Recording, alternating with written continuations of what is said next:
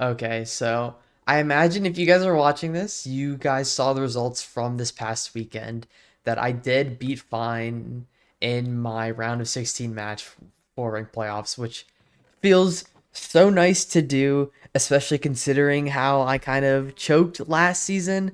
It feels really nice to finally win the match that you are favored to win. It's a nice kind of burden off my shoulders knowing that I can really show the skill level that I truly believe that I am at and that I can like showcase on a really broad stage and whatnot. But it's still gonna be really scary because like I was saying in the last video, I have to play Loki round two, which is, you know, not good.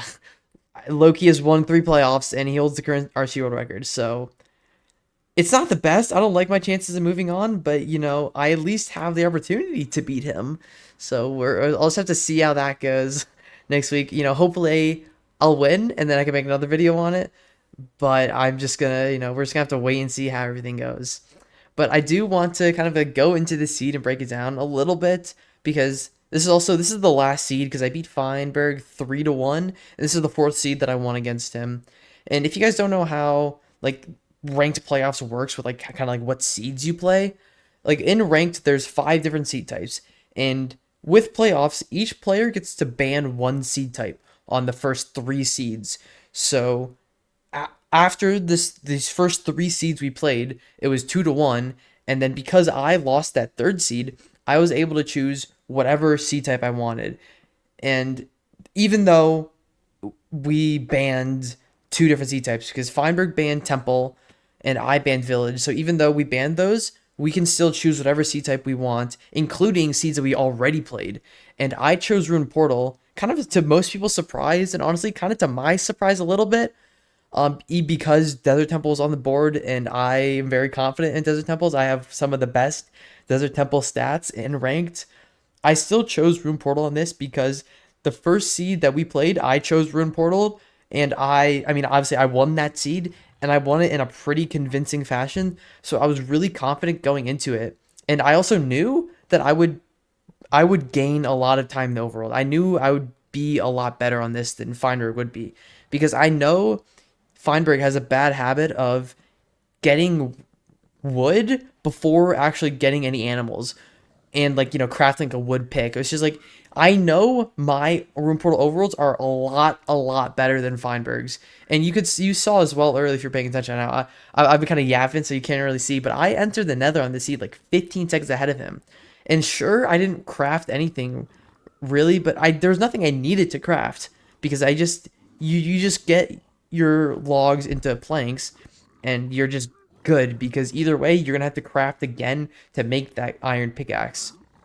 So I knew on this C type specifically, and also seeing the rune portal, that it was just like 2 obby and I was able to complete it. I knew this was going to be the best C type for me to beat Feinberg on because like sure I like I said I'm really confident in my abilities on temple seeds. Feinberg's still really good on temple seeds, and I knew I believed I had a better advantage on rune portal seeds specifically on Feinberg than I did on Temples. So I think this was the best choice for me, and obviously it definitely did pay off. But I think lose some time on this Bastion route because Feinberg does enter slower than me. He does have more blocks than I do. I'm pretty sure he navved the terrain a little better, so he's able to save more blocks as well. Because right here, like I'm just waiting for Obby. I would have liked to already have a Pearling off going to the fort because I already saw the fortress on my way to the Bastion. But I need wood, and my whole bridge that I made to get there, it just burned and it kind of threw me off. So it's like I was like lost a couple seconds there, kind of like stumbling around in my inventory. So then I have to waste some time here, get 6 logs, and then I throw a pearl because I knew if I didn't want to throw a pearling because I knew I needed to get wood, and I didn't feel fully comfortable with setting that pearl hang and kind of like risking not being able to get wood in time because I wasted all of it on my route. And I think this seed as well overall, it's like really decision oriented. I think this is a really good seed for both of us because of the decisions to make. Because I make this play of trying to go more like towards the spawn of the fortress, like in that one lava room. And I go over here and I'm able to get to this spawner relatively quickly.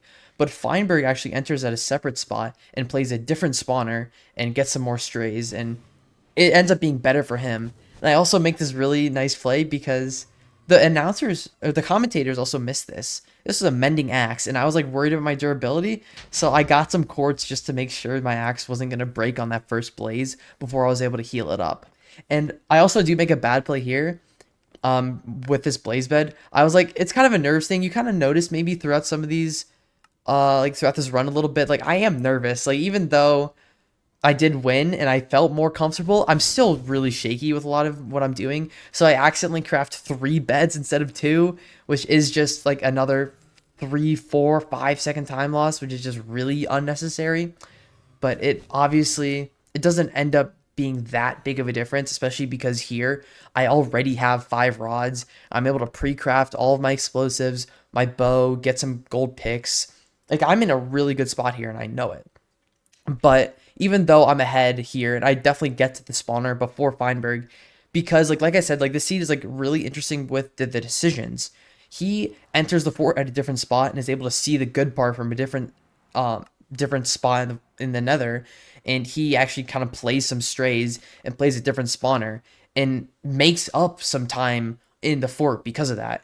And it's I don't think he made a bad play doing that, like kind of going at a like a weird spot, or like I don't think I made a bad play necessarily.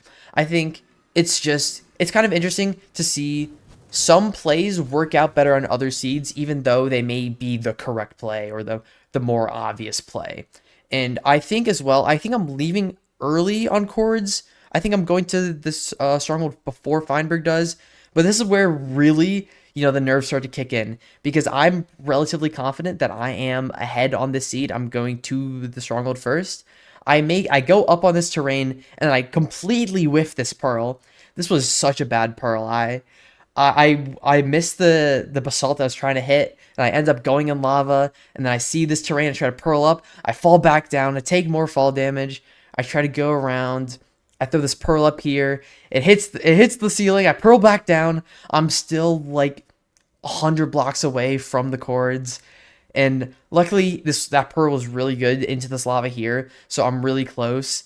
But at this point, I lost all the time because Feinberg was more left and was able to go lower on terrain, and we're pretty much at the exact same spot.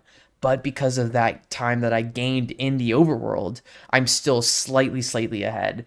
And I want to say this here, entering the stronghold here, I'm just praying. I'm telling myself the whole time, please be an easy stronghold. Please be easy stronghold. Please be an easy stronghold. And there is no spike. So I just like almost closed my eyes and just went in direction because I knew I had to get lucky. And thankfully, it's perfect. I get super lucky. I just go down mid, nav king the stronghold perfectly, and I'm able to enter ahead of Feinberg because since I went down mid, Feinberg went bottom right, and obviously it wasn't bottom right because neither of us had a spike. And at this point, I'm still a little nervous at this point because it is back small tower. Like I know I get to 95 here pretty consistently, but it's still kind of tight. And as soon as I get that first bet off, it's just all the stress is leaving my body. As soon as I kill the dragon, it's just such a sigh of relief. Like I remember just in this moment, I was just like it genuinely felt like a weight off my shoulders, and it's just such an awesome feeling to make up for what I did last season and actually be able to move on into the second round of playoffs and play Loki round 2, who I wish I could have played in grand finals last season. But it's just so nice to finally be able to move on and actually win. So I will hopefully make another video about beating Loki and winning playoffs, but we'll have to see, even though it probably won't happen.